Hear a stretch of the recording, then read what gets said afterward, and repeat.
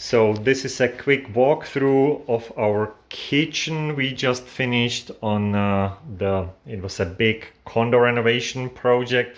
We have a nice laminate floor, and even it's a nice tiny kitchen. We tried to put some features in, so we dropped the crown down and added LED light here to actually set some mood like this, and also have a nice herringbone pattern backsplash, and I'll turn our under cabinet lights to show the texture of that. And if you look, this is our nice touch of a flush mount cabinet integrated under cabinet lights. Yeah, that backsplash, the texture, it looks really nice here.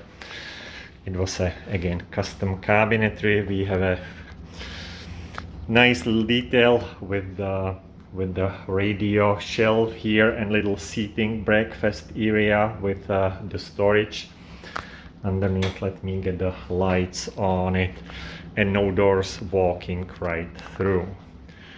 So if you need a nice custom kitchen, well, you know who to call. And we'll see you on the next one. Thank you for watching.